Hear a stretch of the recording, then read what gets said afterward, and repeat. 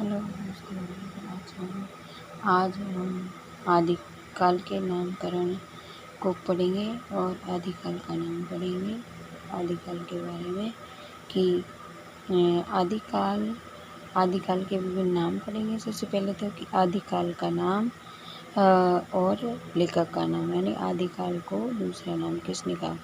आदिकाल को आदिकाल नाम आचार्य प्रसाद द्विवेदी और रमेश शंकर शुक्ल रसाल ने रखा।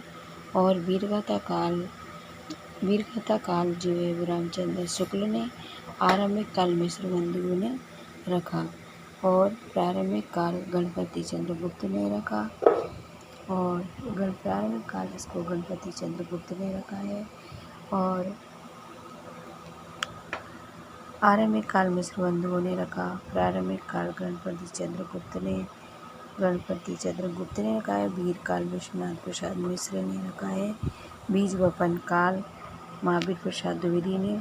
चारण काल गिरियेशन ने। संधि चारण काल रामकुमार वर्मा ने। अपभ्रंश काल धीरेन्द्र वर्मा और चंद्र शर्मा गुलेरी ने। सिद्ध सामंत काल राहुल संस्कृतायन ने। अंतकाल काल कमल कुल श्रेष्ठ ने। आदि अब है ये नाम हो गए हैं कि नामकरण आदिकाल के ये नाम हो गए सारे। अब है आदिकाल की भूमिका कि धीरेन्द्र वर्मा ने इसे संक्रमण काल कहा है, जबकि शुक्ल ने अपभ्रंश भाषा के लिए प्राकृतिक भाषा हिंदी का प्रयोग किया।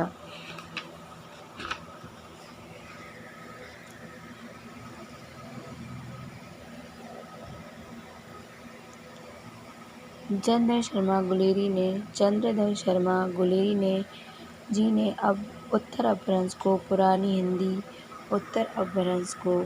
हिंदी कहा, जबकि विद्यापति जी ने अपभ्रंश के लिए अपभट्ट शब्द का प्रयोग किया और इसे देशिक बयानी कहा। अपभ्रंश को देसी भाषा भी कहा गया, जो आम बोलचाल से संबंधित है। आदिकाल को 6 भागों में बांटा गया है। साहित्य रासो, नाथ रासो। आदिकाल को 6 भागों में बांटा गया है। एक तो रासो साहित्य में, एक नाथ साहित्य में, जैन साहित्य, लौकिक साहित्य, सिद्ध साहित्य और हिंदी गद्य साहित्य। यानी आदिकाल के 6 भाग हो गए: रासो, नाथ, जैन, लौकिक और सिद्ध हिंदी गद्य साहित्य। रासो साहित्य, रासो शब्द की व्युत्पत्ति यानी इसकी उत्पत्ति, रासो शब्द का जन्म रासक शब्द से माना गया है। यह सर्वमान्य मत है, यानी रासो शब्द का पूछ लिया जाए कि शब्द का जन्म किस शब्द से हुआ, तो रासक से। रासक एक ऐसा शब्द है जो सभी को सर्वमान्य मत है। यह एक गेय छंद है। रासो क्या है? गेय छंद है रासक, और जिसमें 29 मात्राएं हैं। रासक शब्द से रासो शब्द का जन्म हुआ। आचार्य प्रसाद द्विवेदी का है, यानी यह मत किसका है? आचार्य प्रसाद द्विवेदी जी का। इसके व्युत्पत्ति क्रम निम्नलिखित है: रासक, रासा, रासा, रासो। यह छंद का नाम है। अब अन्य मत हैं, जैसे कि ये रासो शब्द के बारे में अन्य मत है, जैसे कि रसायन शब्द से रासो शब्द की उत्पत्ति रसायन से मानी है। किसने? शुक्ल ने सबसे पहले प्रयोग विशलदेव रासो में हुआ। अब रास से नंदलाल वाजपेयी ने माना है। रसिक से नरोत्तम स्वामी ने। रासव्यकार शतासी ने। रास्य कवि राजा श्यामल दास व जायसवाल ने। रासक आचार्य प्रसाद द्विवेदी व विश्वनाथ प्रसाद मिश्र, चंद्रवल्ली पांडे ने। यानी ये रासो शब्द की उत्पत्ति मानी है। अलग अलग विद्वानों ने अलग अलग शब्द से बताई है।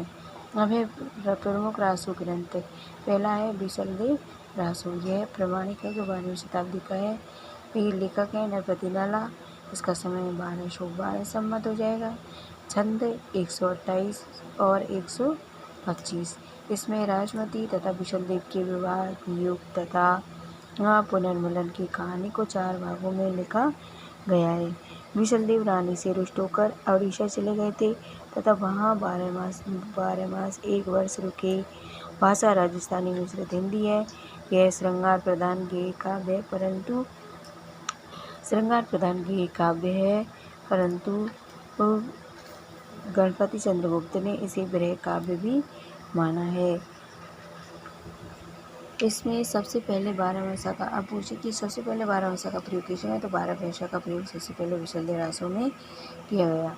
अब दूसरा है ग्रंथ पृथ्वीराज रासो। अब इसे अर्ध प्रमाणिक, इसको अर्ध प्रमाणिक माना जाता है और इसकी रचयिता चंद्रवरदाई हो गए। उसकी भाषा राजस्थानी मिश्रित मानी गई है। राजस्थानी मिश्रित हिंदी शैली इसकी डिंगल पिंगल दोनों है। इसकी शैली डिंगल पिंगल दोनों मानी जाती है। कुल छंद डिंगल पिंगल दोनों मानी जाती है। कुल छंद 16,306 हैं। डिंग पिंगल अपभ्रंश मिश्रित राजस्थानी अपभ्रंश की प्रधानता है। पिंगल में ब्रज की मिश्रित अपभ्रंश ब्रज की प्रधानता है। आचार्य रामचंद्र शुक्ल ने इसे हिंदी का पहला महाकाव्य माना है। उसकी भाषा राजस्थानी हिंदी है, यानी इसकी जो भाषा है वो राजस्थानी हिंदी है। यह विकसनशील महाकाव्य की श्रेणी में आता है क्योंकि इस पर अभी भी शोध कार्य हो रहा है, यानी अभी भी इस पर शोध कार्य चल रहा है। हजार प्रसाद द्विवेदी जी ने इसे सुखसुखी संवाद पर आधारित माना है। हजार प्रसाद द्विवेदी इन्होंने इसे सुखसुखी संवाद पर आधारित माना है। चंद्रवरदाई पृथ्वीराज रासो के बाल सखाते माने जाते हैं, जिनका जन्म और मृत्यु साथ साथ हुई। इस पुस्तक को उसके पुत्र जर्नल ने पूरा किया। इसमें 16,306 छंद हैं। इसमें 68 प्रकार के छंदों का प्रयोग किया गया है, परंतु प्रधानता छप्पे छंद की है। शिव सिंह सेंगर ने इसे चंद्रवरदाई को छप्पियों का राजा माना। इनका प्रिय अलंकार यमक था, यानी चंद्रवरदाई का प्रिय अलंकार यमक अलंकार है।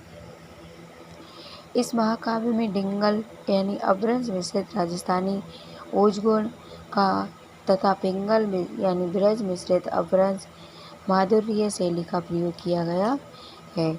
इसमें ओज माधुर्य गुण से तथा अनुप्रास यमक अलंकार का प्रयोग किया गया है। इसमें 69 सर्ग हैं। इन सर्गों को समय कहा जाता है। कयामत वध इसकी प्रमुख घटना है। शुक्ल ने इस महाकाव्य को जाली ग्रंथ की कहा, जबकि हरिवंश राय बच्चन ने जिन्हें इसे राजनीतिक महाकाव्यात्मक दृष्टि कहा। अब तक इस महाकाव्य की 4 संस्करण मिले हैं। सबसे बृहत्तर संस्करण इसका उल्लेख ऊपर किया गया है। यह उदयपुर संग्रहालय में सुरक्षित है। मध्य संस्करण यह बीकानेर में सुरक्षित है। इसमें 7,000 छंद हैं। लघु संस्करण इसमें 35 छंद थे। इसकी प्रति बीकानेर में सुरक्षित है। 19 सर्ग हैं। लघुतम संस्करण इसमें 1300 छंद हैं। दशरथ शर्मा ने इसे ही मूल कृति माना। इस पर शोध कार्य चल रहा है। पिंगल यानी श्रृंगार है और डिंगल में वीररस। सूरदास जी ने साहित्य लहरी में चंद्रवरदाई की पूरी वंश परंपरा का वर्णन किया है। गेय रचना विशुलदेव रासो है क्योंकि यह प्रमाणिक कृति है। वीर गेय रचना परमाल रासो है। वीर गेय रचना कौन सी है? परमाल रासो।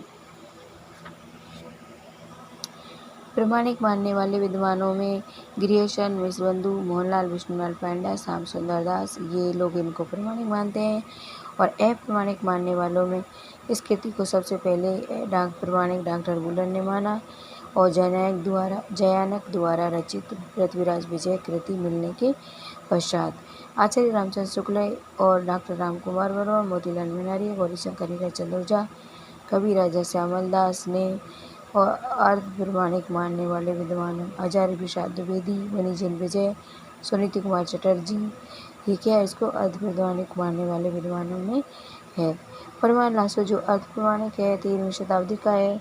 यह कृति लिखित रूप से नहीं मिली थी। इसने महुआ के 2 वीर सामंत आला और तथा उदय सिंह की वीरता कार्यों का उल्लेख किया। उत्तर प्रदेश के बेसवाड़ा में आलाखंड भी कहते हैं। बुंदेलखंड को आलाखंड भी कहते हैं। और आला एक वीर छंद है जो बरसात के दिनों में गाया जाता है। इस कृति का सबसे पहले संकलन चार्ल्स एलियट ने 1865 में किया और इसे फर्रुखाबाद से प्रकाशित करवाया। यह लोटी गेय कृति पहले विशल देव आती है और जबकि वीर गेय का परवन रासो आती है। थैंक यू दोस्तों, और हम कल पढ़ेंगे इसको।